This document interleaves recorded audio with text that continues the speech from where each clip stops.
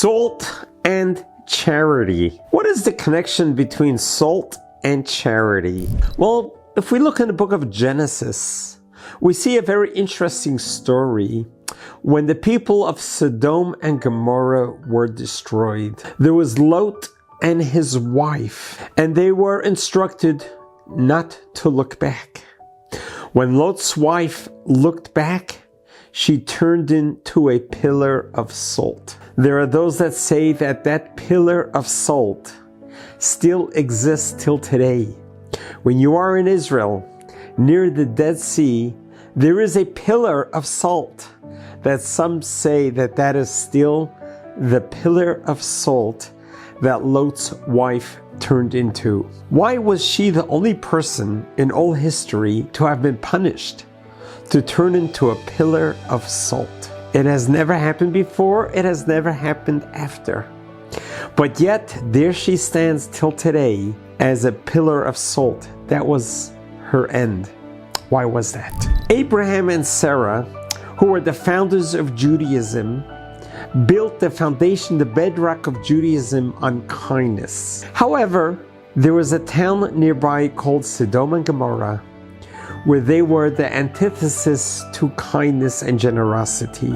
As a matter of fact, they were so evil and they were so selfish that they would prohibit any type of charity.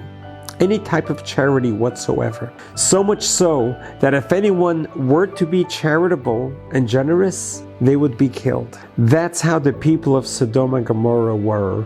They did not represent humanity at its best, but rather at its worst.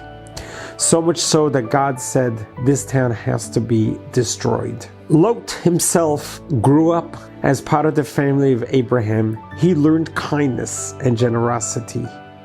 But his wife did not. And she took to the ways of Sodom and Gomorrah, and she was not generous with her people. And this is why, when she turned back and looked at her city, she turned into a pillar of salt.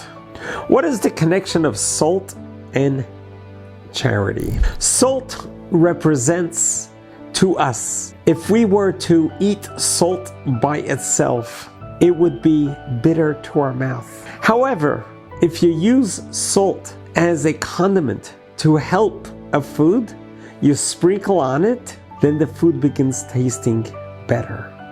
In other words, holding salt to yourself is bitter, but when you give it to others, you can truly enhance others and yourself. So there is an analogy between salt and charity. That when God gives us sustenance, when we earn a living, it is truly our hard work and labor that we earn our living. But we are not to keep it to ourselves. Then it becomes like salt in our mouth. But rather, our responsibility is to be generous, to take from our very own hard work earnings and to share it with others and to give it to others. And that is what charity is all about.